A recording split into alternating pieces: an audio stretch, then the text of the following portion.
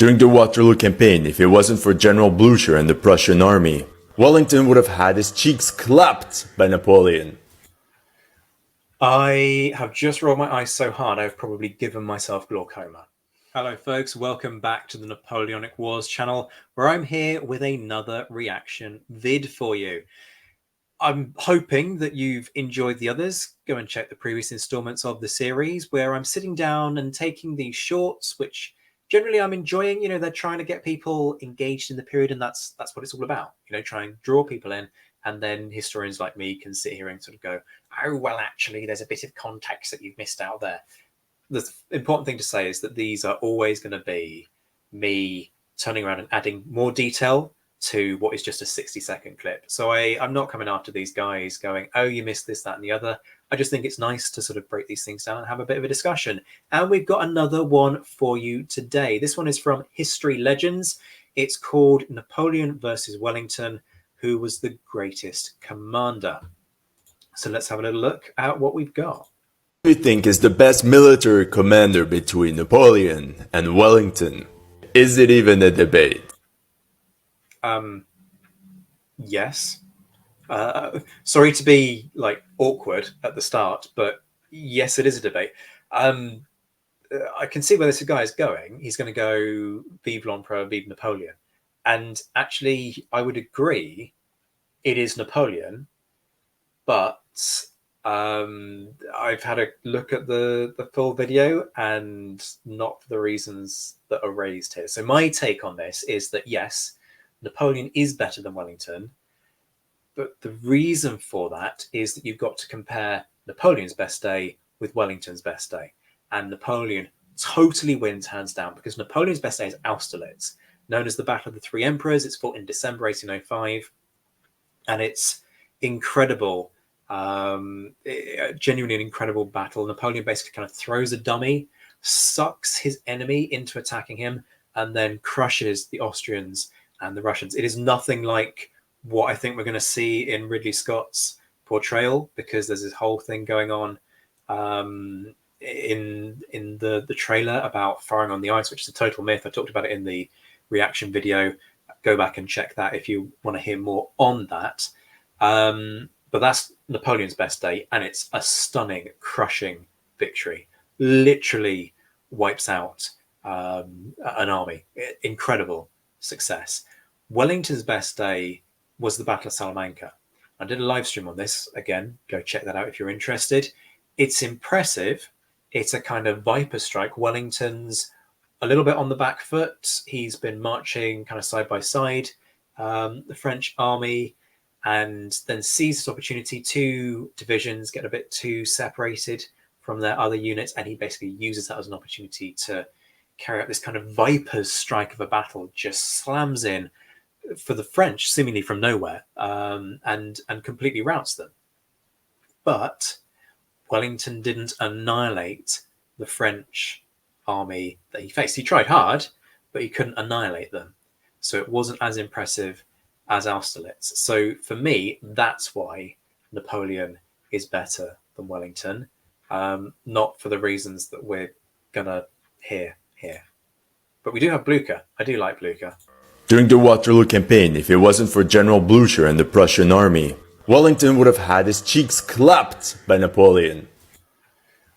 I have just rolled my eyes so hard I've probably given myself glaucoma. How is this even a thing anymore? Listen, I'm totally on board with the jokes, but this is such a bad take that why is this perception still out there?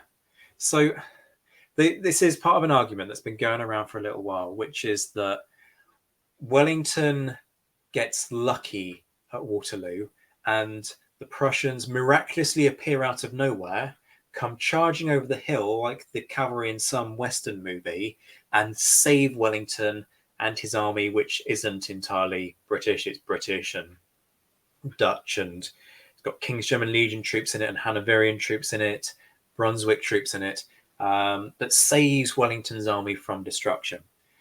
And it completely, catastrophically, just it's such a bad take. It misses the point of what Waterloo is all about, because Wellington wouldn't have fought at Waterloo if he didn't know that the Prussians were coming. There wouldn't have been a Waterloo for the Prussians to come charging over the hill at the end of the battle. Wellington and Blucher have a plan before the Waterloo campaign even starts, which is, why don't we fight combined, because then we'll have more troops and then we'll be able to outnumber Napoleon, and that'll give us an advantage. Really sensible tactic. People have used it for millennia. That's the plan. Now, the plan goes a bit wrong 2 days before at the battles of Quatre Bras and Ligny. There'll be a documentary about these soon on this channel. And the plan is that the British are going to do what the Prussians actually do at Waterloo. So they're going to come in at Ligny and envelop Napoleon's flank and win and destroy Napoleon's army. Doesn't work out like that. The Brits and the Wellington's army, call it the Wellington's army because call it the British army is just wrong. But Wellington's army gets held up at the Battle of Quatre Bras, where another French force under Marshal Ney is kind of keeping them in check. So over the 17th of June, you've got letters going back from Wellington to Blucher, from Blucher to Wellington, Wellington to Blucher, and Blucher back to Wellington, and they are discussing whether or not Blucher can come and march to support Wellington's army if Wellington makes a stand at Waterloo. Wellington only decides, yes, we're going to make a go of this in the night. In fact, the early hours of the 18th of June. I'll give you an idea of how late that call is made. The night of the battle, some troops are garrisoned in one of the farms that becomes part of the fighting at Waterloo. It's called La Haison. And the troops pull down the gate and break it up for firewood in order to stay warm that night. If they'd known that a battle was coming the next day, they obviously wouldn't do that because they kind of needed the gate to bar the way into the farm. So this idea just doesn't work. The Prussians weren't just casually wandering around the Belgian countryside in case they stumbled across a battle. It's part of the plan. Wellington is deliberately making a stand, keeping Napoleon occupied long enough to then give the Prussians time to march from where they are at Wavre, which is about 10, 15 miles away, to Waterloo, and then they'll hit Napoleon from two sides. That's literally the story of Waterloo. It's a cool joke to say Wellington would have had his cheeks clapped. But come on, you gotta acknowledge the history. You gotta get it right if you're gonna make the joke. And this is as bad a take on Waterloo as you're ever going to hear. I'm really sorry to be so negative, but it's just wrong. It's just wrong. In Spain, it still took Wellington 3 years to accomplish what Napoleon did in 2 months, despite facing bad generals and benefiting from the support of the Spanish army that kept harassing the French. Oh, come on. Read a book. Please. I'm sorry, I shouldn't be so harsh, but read a book. Seriously. Bad generals. Massena, Soult, Ney, Marmont, Victor. Those are 5 of Napoleon's marshals. All of them got beaten by Wellington in Spain. So if you want to go down this bad general line, either Napoleon is appointing guys to the highest position in his army who are crap, and therefore Napoleon doesn't know what makes a good commander. This is Napoleon we're talking about, the guy who's responsible for dominating Europe militarily. Or actually, these guys are pretty good. I know which one I'm going for. So, this is not the case. Wellington, I'm going to be clear about this. I'm not a Brit who's going to sit here and go, Wellington was amazing. No, he wasn't. No, he didn't win every single battle, actually, like the internet will tell you. He had a couple of stalemates. He screwed up badly at the Siege of Burgos. There are a couple of kind of skirmishes that develop into bigger battles where he doesn't succeed as well. They frankly count as defeats. Redina, Pombal. The point about Wellington is he has a completely different style to Napoleon. And I talked about this in the previous reaction video. Napoleon's all about enticing the enemy in, small amount of his forces, starting the battle, and then he brings in the other forces from wherever they're scattered across the countryside to provide the reinforcements that he needs to then secure that overwhelming victory. Wellington is much, much more methodical. Wellington is so meticulous about supply. I've seen some of his letters where he's literally telling people the proportion of oats that need to go into the feed for horses. He's got this insane attention to detail when it comes to supply, but he's very much about kind of having all of his forces lined up carefully, precisely where he wants them, so that he can control everything. He's a massive control freak, and he's a major micromanager. And he would ride from the point of greatest danger in a battlefield to the next point of greatest danger, often giving the orders in person, because he wanted to make sure that everything unfolded exactly how he wanted it. So Napoleon's style is much more exciting. It's kind of seat of your pants. How is Napoleon going to win this battle? And then just in the nick of time, in comes, let's say, Davout with his corps and sort of saves the day. It's not Wellington's style. It's a very different style of battle. So Wellington isn't perfect, but he's just got a different way of fighting. Now, Wellington's not incapable of having his arse handed to him, as we've discussed. So this isn't kind of, oh, look, Wellington's amazing, but this is just way off. Let's go with the next bit of this, which is, in fact, we're going to rewind it. I need to rehear this. Let's have a little look. Despite facing bad generals and benefiting from the support of the Spanish army that kept harassing the French. Okay, so yes, Wellington does have the support of the Spanish army.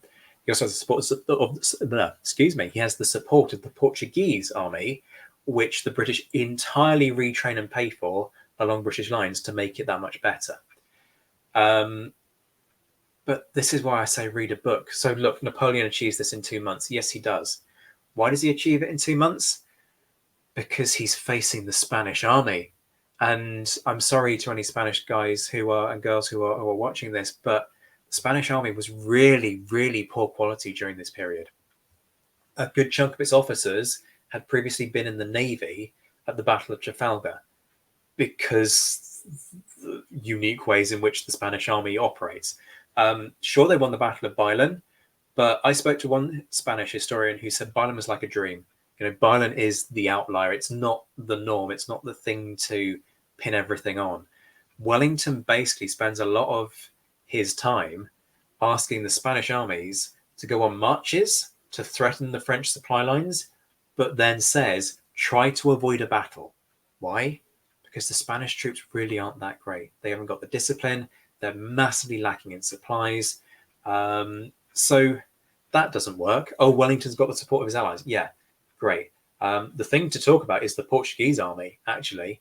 About 20,000 troops that he draws on there. But numbers are important here. So again, this is why I say read a book. Because in 1812, the French have 250,000 men in Spain, trying to hold the country down and not really succeeding. The British have about 50,000 men in Spain. Now, sure, those French troops are spread out across the country in large forces. You've got a cluster of 30,000 in the north, about 18,000 in the south. You've got an army of about 50 to 55,000 in the centre, and other forces in other places, and you've got garrisons and all the rest of it. But what this means is that if Wellington marches against the army in the north, then the armies to the south of him can march up and attack his rear and encircle him and destroy his army. If he attacks an army in the south, same problem, except it'll be the two northern armies that can come and take him. If he attacks in the centre, then it's going to be a case of fighting the army in the centre, which is about equal size to him. And then you've still got the opportunity for the army to the south and the army to the north to come and encircle him, cut his lines of communication, make sure he just generally has a bad day. So, yes, Napoleon achieves it in 2 months, but you can't compare the two. You just can't, because what you're then saying is that the Spanish army is equal to the French army, and it's really not, and that the numbers are the same, and they're really not. Wellington is playing three-dimensional chess, and this argument doesn't work. Your opponent has like literally 5 times more pieces than you, Those details matter. So this hot take is massively whiffy. I'm sorry to be so negative, but it just doesn't work. Wellington was certainly a good tactician, but he was also very lucky. um, see, I shouldn't be this mean, but I'm going to be. Lucky, Relitha, Vimero, Oporto, Talavera, Bassaco, Drente Donuro, Salamanca, Vitoria, Pyrenees, Toulouse, Waterloo. All of them are Wellington victories. That's a lot of getting lucky against a lot of Napoleon's top generals and Napoleon himself in the case of Waterloo. So I'm sorry, but that's just another bad take. So how do I sum this one up? I've done a lot of bashing the guy. Points for getting involved. You know, that's the thing to acknowledge, right? He's offering an opinion, and that's good because we can then discuss these things, and that's the whole point of shows and shorts like this. I agree with the basic point. Yes, I think he's basically right. Napoleon was better than Wellington, but it's much closer than he makes out. And the history just doesn't back up what he's saying. I don't know what the dude's read. It's like the ultimate bad take that you get on history forums or Facebook, where people have like read a magazine and that's it. So I'm really sorry, but the history is just so off on this that I'm going to give it like 2 out of 10. It's just wrong. The history behind it is wrong. I like the idea of trying to get people involved, and I want to get these discussions going, but you've got to approach these discussions knowing just a little bit. No, I'm not saying that you've got to be a historian to start having these discussions. You absolutely haven't, but you've got to do a bit of certainly a lot more background research than went into this one. So it's a hot take, but I would drop it like it's hot. Folks, that's going to be it for this one. Remember to like the video if you've enjoyed the content, and subscribe if you want to find your way back and see more of this kind of stuff. If you've got a Napoleon video that you've seen or an extract of a film that you want me to react to, drop it in the comments section. Do you agree with what I've said? Do you actually think that Wellington was better than Napoleon? Do you think I'm being too harsh on history legends with what I've said there? Are there facts that I've missed? Do you actually think that there's something that is more important that needs to be considered in all of this? Let me know in the comments. That's the whole point of these, to get us having these chats. If you want to know more about the period, check out the Napoleonic Wars podcast, or check out the live streams on this channel, which are delving into different parts of the period. And if you want to support the show, head over to Ko-fi for a one-off tip, or Patreon if you want to look at supporting the show and getting exclusive bonus content. Like I say, that's going to wrap it up for today. I've been Zack White. This has been the Napoleonic Wars channel. Take care of yourselves, my friends. Stay well, stay safe, and thank you for watching.